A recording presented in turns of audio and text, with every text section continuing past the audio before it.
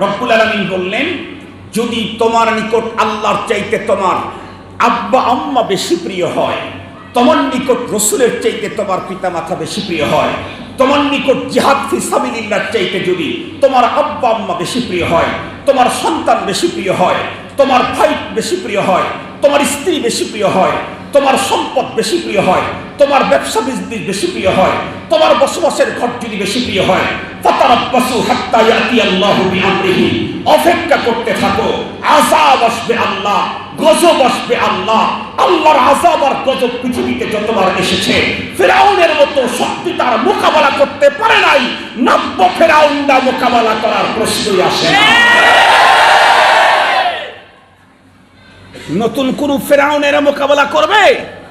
কাল্লা লা ইউমকিন, কখনোই তা সম্ভব না। কি মোকাবেলা করবে? খোদাদ্রোহী তাগুতি শক্তি রব্বে কারিমের কোন আযাবের মোকাবেলা করবে? ছোট্ট একটা শাস্তি দিয়েছেন কোভিড-19 করোনা ভাইরাস। ছোট্ট একটা, এতটাই সিম্পল, স্বাভাবিক চোখে ধরা পড়ে না, চশমা দিলেও দেখা যায় না, মাইক্রোস্কোপ লাগিয়ে দিতে।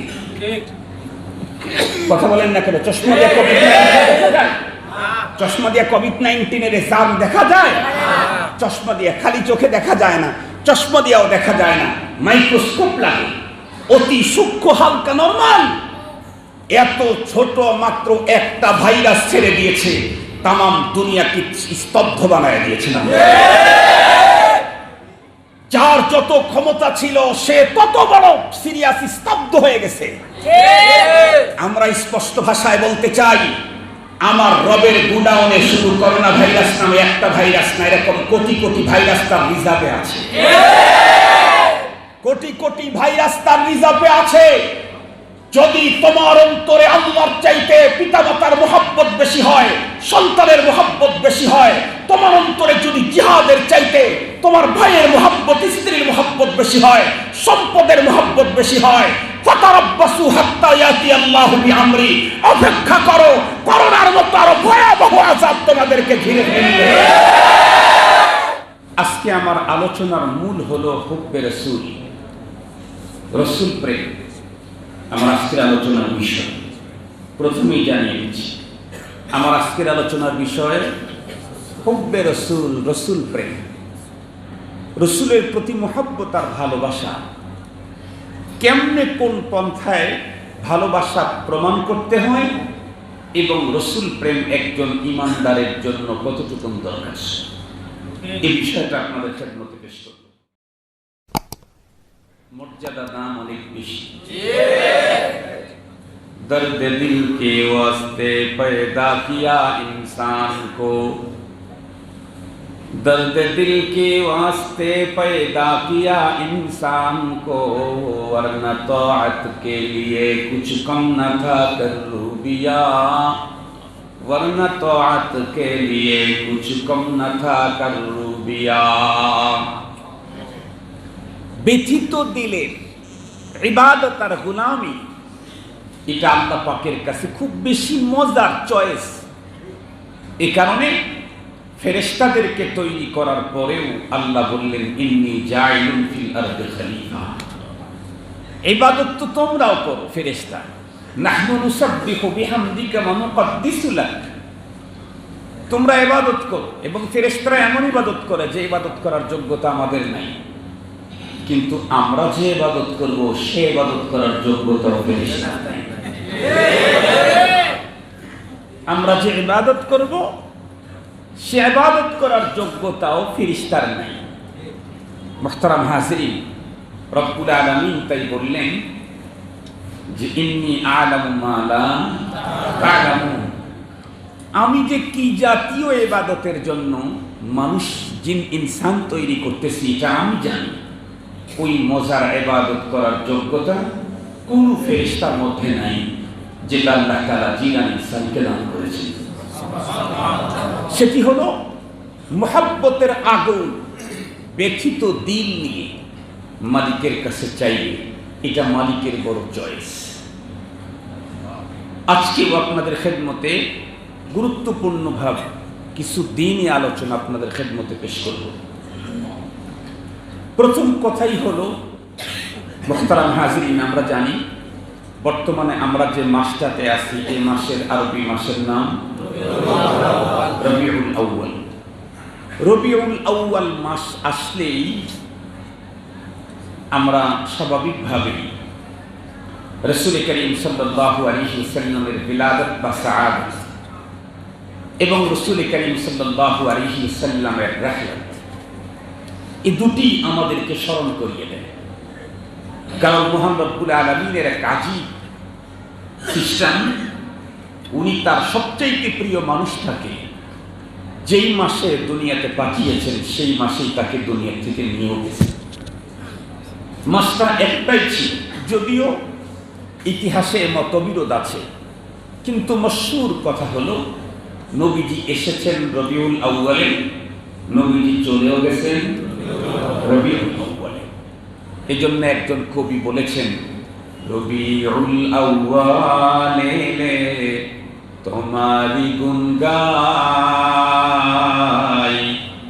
রবিউল আউয়াল গেলে তোমায় ভুলে যাই। এই জাতীয় একটা গ্রুপ আছে যারা রবিউল আউয়াল আসলে নবীজির অনেক গুণগান গায়, কিন্তু রবিউল আউয়াল চলে গেলেই রাসূলকে ভুলে যায়। এই জাতীয় একটা গ্রুপ আছে না? আছে। এই গ্রুপটাই আমাদের দেশে নিজেদেরকে রাসূলের আশিক হিসাবে জাতির সামনে প্রমাণ করতে চায়, পেশ করতে চায়।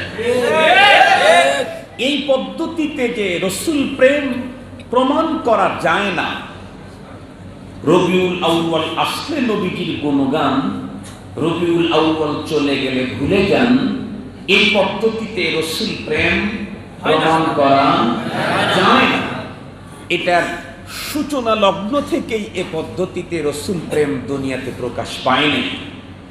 সূচনা লগ্নে রাসূলকে যারা পেয়েছিলেন তারা নবী আলাইহিস সালামকে যেই পদ্ধতিতে, যেই সিস্টেমে, যেই কি বলে আইটেমে নবী আলাইহিস সালামের প্রেম ভালোবাসা প্রদর্শন করেছেন, কিয়ামত পর্যন্ত কোনো মানুষ যদি রাসূল প্রেম প্রমাণ করতে চায় তাহলে তাদের জন্য লাজিম, অবশ্য পালনীয় তাদের পদ্ধতি, ভিন্ন কোনো পদ্ধতির রাসূল প্রেম আল্লাহর দরবারে গ্রহণ হবে না। নবী আলাইহিস সালামকে পেয়েছিলেন যারা, ঈমানের সাথে রাসূল প্রেম ভালোবাসার প্রমাণ যারা করাইছেন, তাদের নাম একটু জোরে বলেন, আর একটু জোরে বলেন সাহাবী। সাহাবী কি জিনিস? সাহাবী এক সিরিয়াস গ্রুপ আর জামাতের নাম, যে জামাতের প্রশংসা করেছেন স্বয়ং সৃষ্টিকর্তা আল্লাহ। এক সিরিয়াস জামাত, পৃথিবীতে নবী এবং রাসূলগণের পরে সবচেয়ে দামি জামাত, সে জামাত হলো সাহাবায়ে কেরামের জামাত। রাসূল করিম সাল্লাল্লাহু আলাইহি ওয়াসাল্লাম স্পষ্ট বুক টান করে বলেছেন, খায়রুল কুরুনি করনি সুম্মাল্লাযীনা ইয়ালুনাহুম সুম্মাল্লাযীনা ইয়ালুনাহুম। এই হাদিসটা প্রতি জুমায় শুনেছেন, আগামী জুমায় হয়তো শুনবেন। এই হাদিসটা আপনারা শুনেন না প্রতি জুমায়? নবীজি বলেন সবচাইতে শ্রেষ্ঠতম যুগ, সোনালী যুগ, সোনার মানুষ, সোনার যুগ, সে তো আমার সাহাবীদের যুগ। মুহতারাম হাজিরিন, সাহাবায়ে কেরামকে আল্লাহ পাক রব্বুল আলামিন এমন মর্যাদা দিয়েছে, আল্লাহ পাক কিয়ামত পর্যন্ত পৃথিবীতে আনেওয়ালা তাওহীদবাদীর স্লোগানদারী যারা, তাদেরকে তাদের ঈমান, তাদের আমল, তাদের রাসূল প্রেম, তাদের ইবাদত সব ক্ষেত্রে সাহাবায়ে কেরামদেরকে আল্লাহ পাক মডেল ঘোষণা করেছেন। আল্লাহ পাক বলেন, ফাইন আমানু বিমিথলি মা আমানতুম বিহি ফাকাদ ইহতাদাউ। ওরা যদি ঈমান আনে, এই সাহাবী আবু বকর, ওমর, ওসমান, আলী, এ আমার সাহাবী, তোমাদের মতো যদি ওদের ঈমান হয় তাহলে ওরা হেদায়েত প্রাপ্ত হয়েছে। তোমাদের ঈমানের মতো ঈমান না আনলে ওরা কখনোই হেদায়েত প্রাপ্ত হবে না।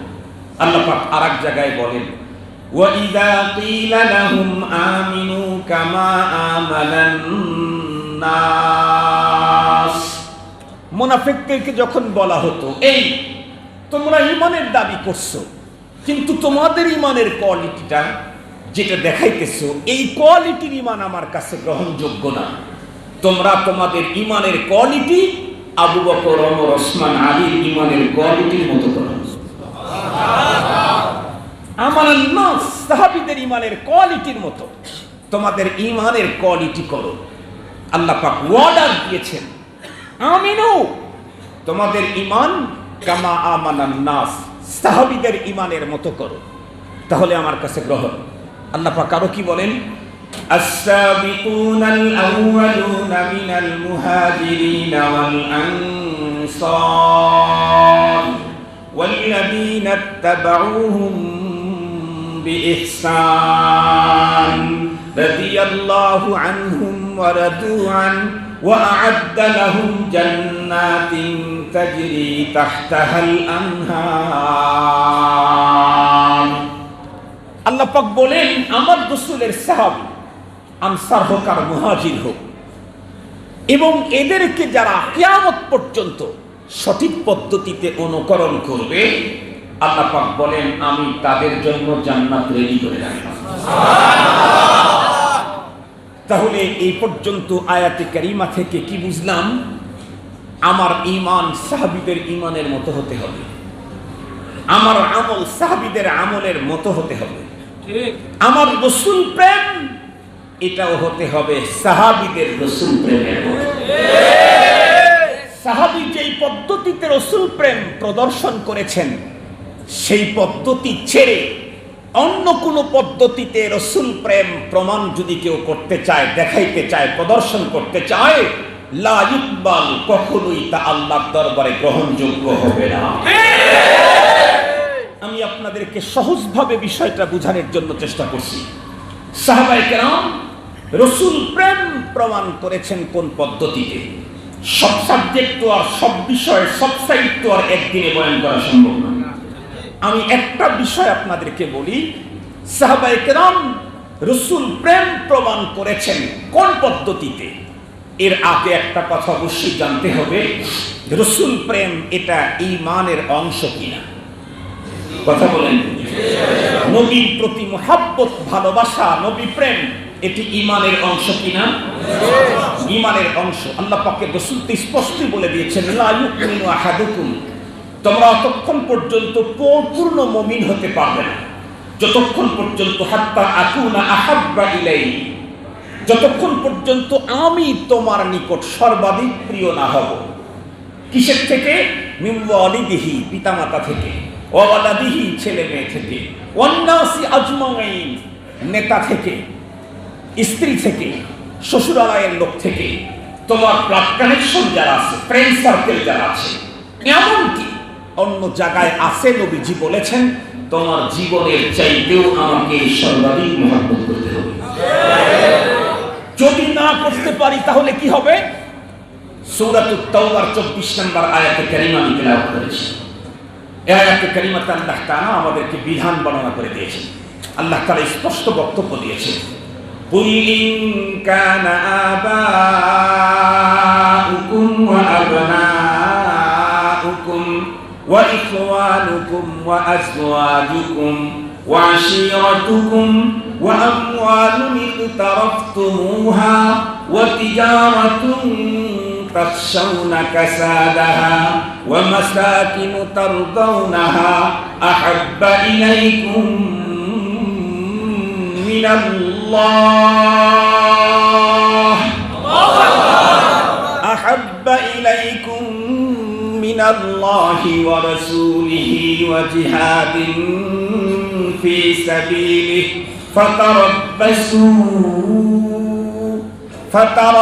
فتربصوا حتى يأتي الله بأمره والله لا يهدي القوم الفاسقين। আল্লাহ পাক বলে দিলেন, রাসূলকে সর্বাধিক মুহাব্বত করতে না পারলে কি ঝামেলা হবে। খুব ভালো করে বুঝবেন। আল্লাহ পাকের কোরআনে আল্লাহ পাক সূরাতুত তাওবার 24 নম্বর আয়াতে বলেন, কুল, ওগো রাসূল আপনিই বলে দিন আপনার উম্মতদেরকে, ইন কানা আবাউকুম, যদি হয় তোমাদের পিতামাতা, ওয়া আবনাউকুম, তোমাদের ছেলে মেয়ে, ওয়া ইখওয়ানুকুম, তোমাদের ভাই বোন, ওয়া আজওয়াজুকুম, তোমাদের স্ত্রীগণ, ওয়া আশিরাতুকুম, তোমাদের গোত্র, তোমাদের দল, তোমাদের গোষ্ঠী, ওয়া আমওয়ালুন ইখতারাফতুমুহা, এবং ওই সমস্ত সম্পদ যেগুলি তোমরা জমা করে রাখো, বিশেষ মুহূর্তে কাজে লাগবে কারণে, ওয়া তিজারাতুন তাখশাউনা কাসাদাহা, এবং ওই ব্যবসা, যে ব্যবসার ভিতরে মন্দার আশঙ্কা করতেই থাকো, ওয়া মাসাকিনু তারদাউনাহা, এবং ওই ঘর, যে ঘরটাতে তুমি বসবাস করতে স্বাচ্ছন্দ্য বোধ মনে করো। আল্লাহ পাক বলেন, আপনি বলেন এগুলি যদি তোমাদের কাছে আহাব্বা ইলাইকুম, বেশি প্রিয় হয়, তোমার তোমার আব্বা আম্মা তোমার কাছে বেশি প্রিয়, তোমার ছেলে মেয়ে তোমার কাছে বেশি প্রিয়, তোমার স্ত্রী তোমার কাছে বেশি প্রিয়, তোমার ভাই বোন তোমার কাছে বেশি প্রিয়, তোমার গোত্র তোমার কাছে, তোমার দল তোমার কাছে বেশি প্রিয়, তোমার সম্পদ তোমার কাছে বেশি প্রিয়, তোমার ব্যবসা তোমার কাছে বেশি প্রিয়, তোমার বসবাসের ঘর তোমার কাছে বেশি প্রিয়। কার থেকে? মিনাল্লাহ, আল্লাহ থেকে, ওয়া রাসূলিহি, রাসূল থেকে, ওয়া জিহাদিন ফি সাবিলিহি, আল্লাহর রাস্তায় জিহাদ থেকে। এটাই যদি তোমার কন্ডিশন হয়, আল্লাহ পাক বলেন ফাতারাব্বাস, আপনি বলেন আপনার উপর থেকে, তাহলে অপেক্ষা করো, হাত্তা ইয়াতি আল্লাহু বিআমরি, আল্লাহ পাকের আযাব আসবে। কি আসবে বলেন? আল্লাহ পাকের কথা কয়টা মিস হয়েছে পর্যন্ত? আল্লাহ পাকের বক্তব্য কয়টা অবাস্তব প্রমাণিত হয়েছে পর্যন্ত? আল্লাহ পাকের ওয়াদা কোনটা মিস হয়েছে পর্যন্ত? আল্লাহ পাক নিজে স্পষ্ট বলেন, ওয়ামান আসদাকু মিনাল্লাহি হাদিসা, আমার চাইতে আরো অধিক সত্য কথা পৃথিবীর কার হতে পারে? কারণ মানুষ মিথ্যা বলে স্বাভাবিকভাবে দুই কারণে, একটা হলো ভয় আর একটা হলো লোভী। মানুষ মিথ্যা বলে স্বাভাবিকত দুই কারণে, একটা হলো ভয়ে আর একটা হলো লোভে। বলুন তো দেখি, আমার রবের তো অনেক ভয়। আমেরিকাকে দেখে, ফ্রান্সকে দেখে, একটু জোরে বলেন। আমার রবের অনেক লালসা, অনেক লোভ না। এই দুই ইসের থেকে যেহেতু আমার রব পূত পবিত্র, সঙ্গত কারণে মিথ্যা বলার কোনো যুক্তি কোথায় তো নাই। মুহতারাম হাজরিন, কথাগুলি একটু ভালো করে বোঝার জন্য চেষ্টা করবেন। আমার তো দিলের ভিতরে সাংঘাতিক সিরিয়াস ভয়, তাজাজ্জুব, খুব বেশি সাংঘাতিক সিরিয়াস ভয়, আতঙ্ক। আসমানের মালিক কখন যে আমাদের এই কর্মের কারণে কোন আযাব আল্লাহ আমাদেরকে দিয়ে দেন, কোন শাস্তি আল্লাহ আমাদেরকে দিয়ে দেন। মুহতারাম হাজরিন, কাছে না দরকার নেই, আমি মুখ এদিক ওদিক একটু কম ঘুরাই। মুখ এদিক থাকলে তো শোনা যায়, এদিক ওদিক ঘুরাইলে সমস্যা হয়, তাই না? সমস্যা হয় না? আলহামদুলিল্লাহ। তো যে কথা বলতেছিলাম, রব্বুল আলামিন বললেন আমাকে সর্বাধিক মহব্বত করতে হবে। ঈমানদারদেরকে বলেছেন ঈমানদার, বেঈমান যারা ওদের তো হিসাবই নেই, ওরা তো ঈশের বাইরে, ওরা তো ঈশের বাইরে। তার মানে বেঈমানকে ছাড় দেওয়া হবে তা না, বরং ঈমানদারও যদি তার ঈমানের কোয়ালিটি দুর্বল করে, তাকেও যদি আযাব আসে, বেঈমানের উপরে কি আসতে পারে এটা সহজেই বোঝা যায়। মুসলমান ভাইরা আমার, এই জন্য রাসূল প্রেম, এটা ঈমান। হুব্বুর রাসূল মিনাল ঈমান, রাসূল প্রেম ঈমান। প্রকৃত ঈমানদার রাসূলকে কি পরিমাণে মুহাব্বত করবে? আল্লাহ পাক বলেন, আন-নাবিয়্যু আওলা বিল মুমিনিনা মিন আনফুসিহিম ওয়া আজওয়াজুহু উম্মাহাতুহুম। সূরাতুল হুজরাত আয়াত নাম্বার 6। আল্লাহ পাক রব্বুল আলামিন বলেন যে ঈমানদার, তার নিকটে তো তার নিজের জীবনের চাইতে রাসূল অধিক প্রিয়। তার নিকটে তার নিজের জীবনের চাইতে রাসূল অধিক প্রিয়। রাসূল আমার অন্তরে সর্বাধিক প্রিয়। এটার প্রমাণ দেখাবো কেমনে, এটা একটু পরে বলি। তার আগে যে কথাটা আপনাদের খেদমতে বলতে চাচ্ছি, রাসূল করিম সাল্লাল্লাহু আলাইহি ওয়াসাল্লাম সাহাবায়ে কেরামের কাছে কি পরিমাণে প্রিয় ছিলেন। আল্লাহ পাকের রাসূল সাল্লাল্লাহু আলাইহি ওয়াসাল্লাম একদিন সাহাবায়ে কেরাম বসেছিলেন, খুলাফায়ে রাশেদা ও 4 জন ছিলেন।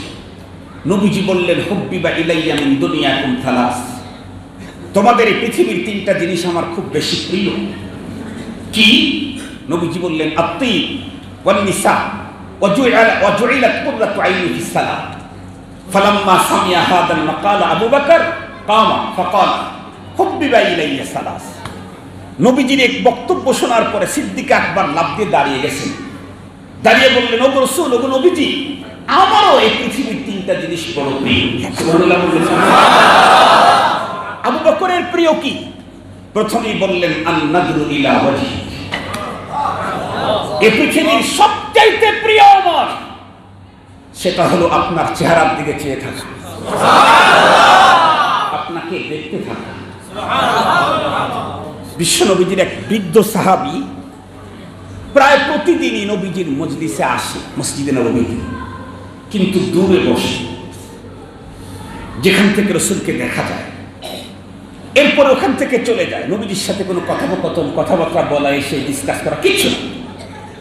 নবীজি বেশ কিছুদিন তার আমদ রফত, আসা যাওয়া, আগমন প্রস্থান দেখলেন। নবী আলাইহিস সালাম একদিন ওই বৃদ্ধ সাহাবীকে কাছে ডাকলেন, বললেন, এ মিয়া, তুমি দেখি মাঝে মাঝেই আমার এই দরবারে আসো, মজলিসে আসো, একটু দূরে অবস্থান করো, ওখান থেকে চলে যাও, তুমি আমাকে কিছু বলো না, আমাকেও কিছু বলতে বলো না, এমনটি করো কেন? বৃদ্ধ সাহাবী তখন চোখের পানি ছেড়ে নবীজিকে বললেন, ওগো নবীজি, মূলত আমি আসি যে কারণে, সেটা আমার দূর থেকে হয়ে যায়, এর জন্য কাছে আসি। কি? আমি যখন আপনার দরবার থেকে বাড়িতে চলে যাই, আপনার চেহারা, আপনার প্রতি মহব্বত আর ভালোবাসার আগুন তখন ভিতরে জ্বলা শুরু করে, জ্বলতে জ্বলতে অস্থিরতা তৈরি হয়, তখন আমি আর ঘরে থাকতে পারি না। বৃদ্ধ হলেও কষ্ট করে আপনার এক নজর চেহারা দেখে ভিতরের মহব্বতের আগুন নিভানোর জন্য আসে। দূর থেকে আপনার দিকে তাকাইলেই অন্তরে মহব্বতের আগুনটা একটু নিভে যায়, শান্তি প্রশান্তি অনুভব করি। দীর্ঘক্ষণ পর্যন্ত চেয়ে থেকে দিলটাকে যখন শান্ত করি, তখন বাড়ির দিকে চলে যাই। বেশ লম্বা টাইম আপনাকে না দেখতে পেরে অন্তরের ভিতরে আগুন আবারও জ্বলে, তখন আবারও আমি আপনাকে দেখতে আসি। মুহতারাম হাজরিন, এটা হলো রাসূল প্রেম, এটা হলো নবীর প্রতি ভালোবাসা। সিদ্দিক আকবর কি বললেন? পৃথিবীর সবচাইতে বড় প্রিয় জিনিস আমার, নাম্বার 1, 3টা প্রিয়। নাম্বার 1, আন নাযরু ইলা ওয়াজহি, আপনার চেহারার দিকে চেয়ে থাকা, এটা আমার সবচাইতে বেশি প্রিয়। আল্লাহ পাক সিদ্দিক আকবরকে এত চয়েস, তার চয়েস তাকে মালিক কবুল করে নিলেন। সিদ্দিক আকবরকে আল্লাহ পাক এমন একটা মুহূর্ত দান করলেন রাসূলের সাথে, যেই জাতীয় মুহূর্ত নবীর স্ত্রীগণ, নবীর সন্তানগণ, মেয়েরা, এমনকি কোন সাহাবী পর্যন্ত পান নাই। সেটা হলো হিজরতের পথের একান্ত অবস্থায় 3 রাত পেয়ে যাওয়া, একান্ত সিরিয়াস অবস্থায় 3 রাত পেয়ে যাওয়া। মুহতারাম হাজরিন, আর এই 3 রাতের মর্যাদা আল্লাহ পাকের কাছে এ পরিমাণে বেশি। হাদিসে পাকের মধ্যে এসেছে, হযরত ওমর রাদিয়াল্লাহু তাআলা আনহু, সিদ্দিক আকবর রাদিয়াল্লাহু তাআলা আনহু, এই 2 জনেরই মেয়েকে নবীজি বিয়ে করেছেন। ঠিক না? ঠিক না? 4 জন খলিফার প্রথম 2 জন নবীজির শ্বশুর, পরের 2 জন নবীজির জামাতা। হযরত সিদ্দিক আকবর রাদিয়াল্লাহু তাআলা আনহুর মেয়েও নবীজির ঘরে আছেন। কেন? আবু বকর সিদ্দিক রাদিয়াল্লাহু তাআলা আনহুর এটাও একটা চয়েস। 1 নম্বর, আন নাযরু ইলা ওয়াজহিক, ওগো রাসূল, আপনার চেহারার দিকে চেয়ে থাকা আমার বড় চয়েস, খুব মহব্বত। 2 নম্বর, ওয়া ইনফাকু মালি আলা আমরিক, আপনি শুধু অর্ডার করবেন আর আপনার অর্ডারে আমি আমার সমস্ত সম্পদ আল্লাহর রাস্তায় বিলিয়ে দেব, এটা আমার চয়েস। সব সম্পদ বিলিয়ে দেব, আপনি শুধু হুকুম করবেন, আপনি আমার, এটা আমার বড় মজা, এটা আমার বড় স্বাদ। আর একটা কি? নবীজি আর একটা চয়েস কি? বিনতি ফি বাইতি, আমার মেয়ে আপনার ঘরে আপনার স্ত্রী হিসেবে থাকবে, এটা আমার চয়েস। একদিন রাসূল করিম সাল্লাল্লাহু আলাইহি ওয়াসাল্লাম আম্মা জান আয়েশা সিদ্দিকা রাদিয়াল্লাহু তাআলা আনহা রানের উপরে মাথা রেখে শুয়ে আছেন। এখান থেকে মুহাদ্দিসিনে কেরাম লিখেছেন, কোন স্বামী যদি তার স্ত্রীর ডানে মাথা রেখে কিছুটাই নবীজির ওই সুন্নতের আমলের নিয়তে যদি কখনো একটু শোয়, তাহলে একটা সুন্নতের নেকি তার আমল হয়ে যাবে। তো বিশ্বনবীজি যখন আম্মা জানের রানের উপরে মাথা রেখে শুয়েছেন, স্বাভাবিকভাবেই আম্মা জান নবীজির দাড়ির ভিতরে একটু হাত দিয়া একটু দাড়িটা একটু করে দিচ্ছেন, মাথায় একটু হাত দিচ্ছেন। হাত দিতে দিতে স্বামী স্ত্রী তো বলতেছেন, ওগো রাসূল, আমার একটা প্রশ্ন মনে আসছে। কি? আসমানে যত সংখ্যায় তারকা আছে, এত সংখ্যায় নেক আমল কি আপনার কোন উম্মতের আছে? নবী আলাইহিস সালাম তখন উত্তর করলেন, না আয়েশা, আল্লাহ পাক আমাকে এমন উম্মত দিয়েছেন যে উম্মতের নেক আমল আসমানের তারকার চাইতে একটাও কম হবে না। এমন উম্মত আল্লাহ আমাকে দিয়েছেন। আম্মা জান আয়েশা সিদ্দিকা তখন মুস্কি হেসে জিজ্ঞেস করলেন, মান হুয়া ইয়া রাসূলুল্লাহ, ওগো নবীজি, সেই লোকটা কি আপনার উম্মতের? সে কি? উনি ভেবেছিলেন এমন উন্নত প্রশ্নের উত্তরে তো আমার বাবা ছাড়া আর কার নাম ফ্লাশ হবে, উনি ভেবেছিলেন। কিন্তু নবীজি বললেন, আমার অমর অমর রাদিয়াল্লাহু আনহু। নবীজির উত্তর শোনার পরেই আম্মা জান আয়েশা সিদ্দিকার চেহারাটার ভিতরে মালিন্যতার ছাপ ছেয়ে গেল। নবীজি তখন চেয়ে মুস্কি হাসি দিয়ে বললেন, আয়েশা, তুমি আমাকে প্রশ্ন করলে, আমি তোমাকে উত্তর দিলাম, তো মালিন্যতার ছাপ তোমার চেহারার ভিতরে কেন দেখতে পাচ্ছি? আম্মা জান তো সিরিয়াস বুদ্ধিমত্তা ছিলেন, সিরিয়াস বুদ্ধিমত্তা ছিলেন। কি পরিমাণে বুদ্ধিমত্তা ছিলেন! আল্লাহু আকবার, যাকে নিসফুদ্দিন বলা হয়, নিসফুদ্দিন।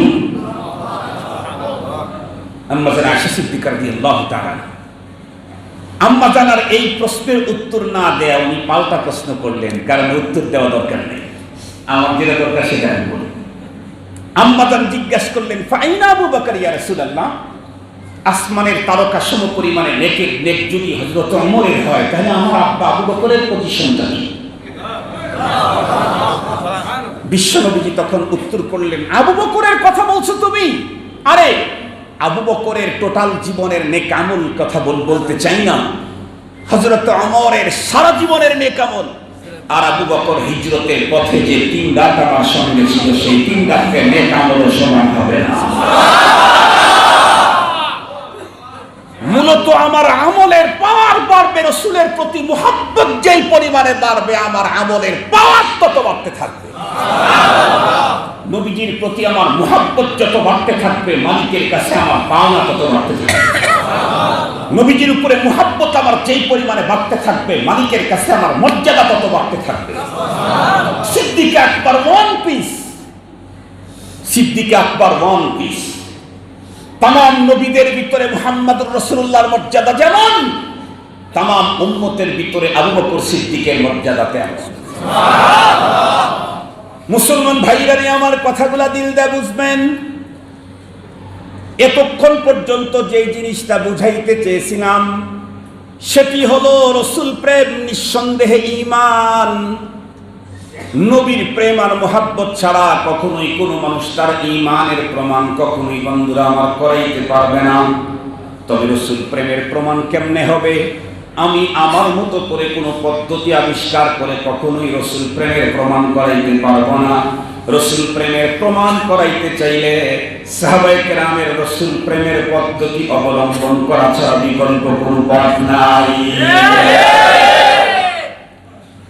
রাসূল প্রেম প্রমাণ করাইতে চাই, সাহাবীদের পদ্ধতিতেই রাসূল প্রেম দেখাইতে হবে। তুমি কোন পথ আবিষ্কার করবা, রাসূল প্রেম দেখাইবা না, হতে পারে না। আজকে তো সারা বাংলাদেশের মধ্যেই নতুন এক গ্রুপ নতুন আর একটা ঈদের আমদানি করছে।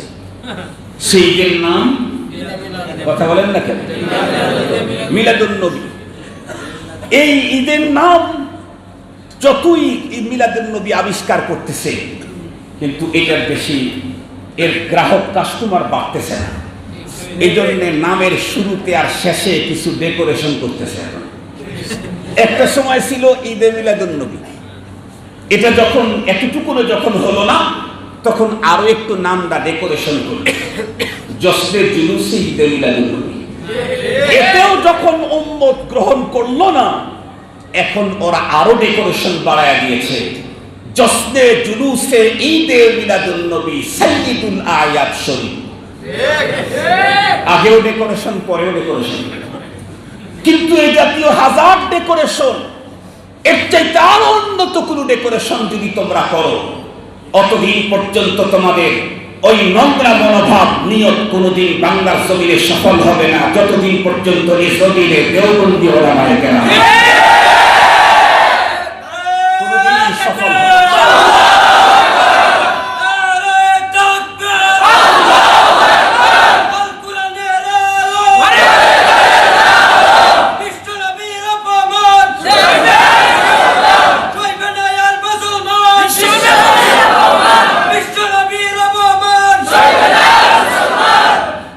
মুহতারাম হাজিরিন, ওরা কি বলতেছে? সর্বকালের সর্বশ্রেষ্ঠ ঈদ মহানবীজির জন্ম ঈদ। আমাদের এক হুজুর একটা স্ট্যাটাস দিয়েছে, ঈদুল আজহার তো জামাত হয়, ঈদুল ফিতরের জামাত হয়, তোমাদের ঈদে মিলাদুন নবীর জামাত হয় না। এক হুজুর লিখছে, ঈদুল আজহার তো জামাত হয়, ঈদুল ফিতরেরও জামাত হয়, সর্বশ্রেষ্ঠ ঈদ ঈদে মিলাদুন নবী, এটার জামাত কয়টা? তারা নিশ্চুপ হয়ে গেছে। আপনারা শেখুল ইসলাম আল্লামা আহমদ শফি সাহেবের নাম শুনছেন? চিনেন তো?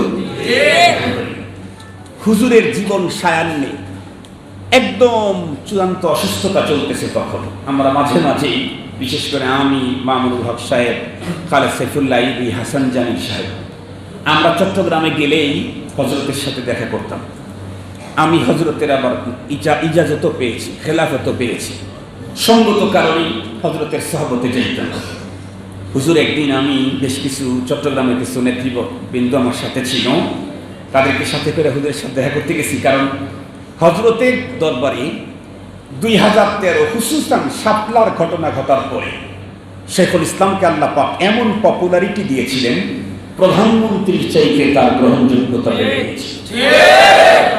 এজন্য যে কেউ হযরতের সাথে সাক্ষাৎ করতে চাইলে সম্ভব ছিল না, কিন্তু আমাদের জন্য কোনো বাধা ছিল না। মন্ত্রী সিরিয়াল দিয়ে বসে আছে, 2 ঘন্টা হয়। আসছে ডিএসপির প্রধান, সিরিয়াল দিয়ে বসে আছে, 3 ঘন্টা হয়। কিন্তু আলহামদুলিল্লাহ মামুনুল হক, আব্দুল বাসিত, খালেদ সাইফুল্লাহ ইবি, হাসান জামিলের জন্য ঘন্টা নেই। যখন তো হযরতের কাছে একদিন গেছি, তো ওই নেতৃবৃন্দ চিন্তা করছেন যে হুজুর ঢুকতেছে, এই চান্সে আমরা ঢুকে যাই। আমি ওনাদেরকে সাথেই নিয়ে গেছি। তো উনি ঢুকলেন, ঢোকার পরে হযরত দেখেন, আল্লাহু আকবার, দেওবন্দি ওলামায়ে কেরাম রুসুমাত খারাফাত বিদআতের বিরুদ্ধে কি পরিমাণে সোচ্চার। হুজুর বলতেছেন, দেখেন আমাদের দেশের কবর পূজারীরা আমাদেরকে ওয়াহাবি বলে গালি দেয়, ওয়াহাবি বলে গালি দেয়। কেন ওয়াহাবি বলে? বলে ওয়াহাবিরা কাফের, আমাদেরকে ওয়াহাবি বলে গালি দেয়। কেন ওয়াহাবি বলে? আমরা দরুদ শরীফ দাঁড়ায়া পড়িনি, এই জন্য আমাদেরকে ওয়াহাবি বলে। হুজুর বলেন, দাঁড়িয়ে দরুদ শরীফ না পড়ার অপরাধে যদি আমরা ওয়াহাবি হই, তাহলে তো তোদের মাও ওয়াহাবি, তোদের মেয়েও ওয়াহাবি। কারণ তোরা না হয় মিলাদ মাহফিলে দাঁড়ায়া দরুদ শরীফ পড়স, তোদের মা আর মেয়েরা তো জীবনে মিলাদ মাহফিলে দাঁড়ায়। তাইলে আমরা যদি ওয়াহাবি হই, তাহলে তো তোরা ওয়াহাবির বাচ্চা। হুজুর এই শব্দটা এভাবেই বলেছেন, উচ্চারণ করেছেন। তা আমরা যদি ওয়াহাবি হই, তাহলে তো তোরা ওয়াহাবির বাচ্চা। আমরা যদি কাফের হই, তাহলে তো তোরা কাফেরের বাচ্চা। মুহতারাম হাজিরিন, আসলে বাতিল তো বাতিল, ওদের কাছে কোনো জব থাকে না। এই জাতীয়ই যে সব ঈদের জামাত হয় 7টায় 8টায় 9টায় জাতীয় মসজিদে, তোদেরটা কখন হয়? ওদের ঈদের তো জামাত নামাজ নাই, ওরা যে আশেকে রসুল, আশেকে রসুলদেরও নামাজ নাই। বিশ্বাস করবেন আপনারা? আমি ঢাকা জেলা পরিষদ অ্যানেক্স কারকনবাড়ি বড় মসজিদে জুমার নামাজ পড়াইতাম 7 বছর। তখন আমার গাড়ি ছিল না, সিরাজগঞ্জ থেকে আমি ওল্ড টাউনে গিয়ে নামাজ পড়াইতাম জগন্নাথ বিশ্ববিদ্যালয়ের সাথে। তো আমি এক জুমাবারে, ওই দিন আবার 12 রবিউল আউয়াল, আমি মহাখালী থেকে গাড়ি উঠেছি, গাড়িটা ওখানে আমাকে মসজিদের পাশে নামায় দেয়। তো গাড়িতে ওঠার পরে খানিক যাওয়ার পরে খুব বেশি জ্যাম, তার পাশে একদম নিট অ্যান্ড ক্লিন সেফ এক ভদ্রলোক প্যান্ট শার্ট টাই কোট করা বসে আছে, লম্বা টাইম জাম ছাড়তেছেন। আমারও পেরেশানি, জামাত ধরতে হবে। হঠাৎ করে ওই লোকটা বলে ফেললো, দেখো আশিকে রাসূলদের চেহারা দেখো। ওই লোকটা বলতেছে, বলে যখন দেখছে যে আমার মাথার মধ্যে টুপি, মুখের মধ্যে দাড়ি, চিন্তা করছে ও আবার আশিকে রাসূল নাকি। এজন্য বলতেছে, হুজুর মনে কিছু নিয়েন না, আমি জানি না আপনি কোন গ্রুপে। এই যে রাস্তায় যে ঈদে মিলাদুন নবীর স্লোগান দিয়ে যারা এই দেখেন এখন র্যালি করতেছে, মিছিল করতেছে, ওদের চেহারার দিকে তাকায় দেখেন, ফজরের নামাজ তো পড়েই নাই, এশার নামাজ, মাগরিবের নামাজ পড়ে নাই, জুমার নামাজ পড়ছে কিনা সন্দেহ আছে। আমি বলি নাই, ও আর এক পাবলিক, ও মনে হয় ওই বেনামাজ, ও আশিকে রাসূল, ওই আশিকে রাসূল না, তবে সেও নামাজ হয়তো পড়ে বা পড়ে না। ওই বলতেছে, কই আশিকে রাসূলের চেহারা দেখছেন নাকি হুজুর, মনে হয় কিছু খায় আসছে। এই কথা বলে আপনি মনে কিছু নিয়েন না হুজুর। আমি বললাম যে না, আমার মনই নাই, তার নেব কি? আমার তো মনই নাই, মনে কিছু নেব কি? মুহতারাম হাজরিন, আশিকে রাসূলের স্লোগানদারীদের অবস্থা হলো এই, যখন রবিউল আউয়াল আসে নবীজির খুব গুণগান গায়। রবিউল আউয়াল চলে গেলে নবীজিরে একটু জোরে বলেন। এই পদ্ধতিতে সাহাবায়ে কেরাম রাসূল প্রেম দেখাইছেন। রাসূল প্রেম কত পদ্ধতিতে কেমনে কেমনে দেখাইছেন, এটার জন্য তো অনেক মজলিস দরকার। আমি শুধু একটা কথা বলতে চাই, সাহাবায়ে কেরাম রাসূল প্রেম দেখাইছেন।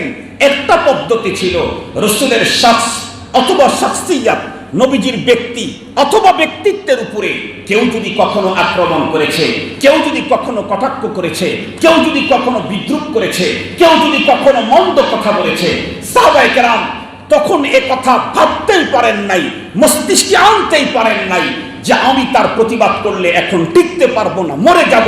এটা সাহাবীদের অন্তরে আসতেই পারে নাই, সুযোগই ছিল না। পয়গম্বরকে আঘাত করেছে, পয়গম্বরের ব্যক্তিত্বের উপর আঘাত করেছে, আমি আগাইলে বাঁচবো না মরবো তা দেখার সুযোগ নাই, অমনি আক্রমণ। মুসলমান ভাইরানি আমার খুব ভালো করে বুঝবেন বিষয়টা নিয়ে। অতীতের ইতিহাস থেকে দুই ঝলক কথা আপনাদের খেদমতে এক ব্যক্তির শুনাইতে চাই। বিশ্বনবী সাল্লাল্লাহু আলাইহি ওয়াসাল্লাম ইসলামের শুরু যুগে সিদ্দিক আকবর যখন মুসলমান হয়ে গেছেন, কাফের মুশরিক মক্কার কুরাইশের লোকেরা তখন বিশ্বনবীর প্রতি ক্ষুব্ধ তো আছেই, আবু বকর সিদ্দিকের প্রতিও বড় ক্ষুব্ধ। কারণ কুরাইশ বংশের ভিতরে বিশ্বনবীর পরে সিদ্দিক আকবরের চাইতে উন্নত চরিত্রের অধিকারী সেকেন্ড কোন পিস তখন মক্কাতুল মুকাররমায় আর একজন ছিল না। এই জন্য প্রত্যেকে সিদ্দিক আকবরকে নিয়ে অনেক বড় স্বপ্ন দেখেছিল। কিন্তু সিদ্দিক আকবর রাদিয়াল্লাহু তাআলা আনহু বিশ্বনবীর দাওয়াতের সাথে সাথে মুসলমান যখন হয়ে গেল, কুরাইশদের রাগ পয়গম্বর থেকে একটু কমে সিদ্দিক আকবরের উপরে বেড়ে গেল। রাসূল করিম সাল্লাল্লাহু আলাইহি ওয়াসাল্লাম এবং আবু বকর সিদ্দিক রাদিয়াল্লাহু তাআলা খানায়ে কাবা ছায়াতে একদিন বসেছিলেন কাবা চত্বরে। এমন মুহূর্তের ভিতরে কুরাইশি পত্তলিকেরা, মক্কার পত্তলিকেরা তারা এক জায়গায় জমা হয়ে একটা যুবকদের এক গ্রুপকে লেলিয়ে দিল পয়গম্বরের উপরে। এরা এসে পয়গম্বরের উপর অতর্কিত হামলা, যেই হামলা করেছে সিদ্দিক আকবর আর সহ্য করতে পারতেছেন না।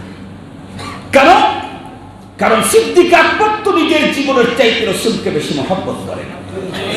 সেই রাসূলের শরীরে কেউ আক্রমণ করবে আর উনি টিকে থাকবেন, বসে থাকবেন, কখনোই হতে পারে না। এ তো পুরুষ সাহাবী, নবীজিকে লম্বা টাইম দেখছেন, নবীজির চেহারার দিকে চেয়ে থাকতেন, নবীজির সহবতে থাকতেন, নবীজির রঙে রঙিন হয়েছেন। নারী সাহাবী যারা এত লম্বা টাইম পয়গম্বরকে কাছে পান নাই, তারাও তো রাসূল প্রেমে এতটাই পাগল ছিলেন।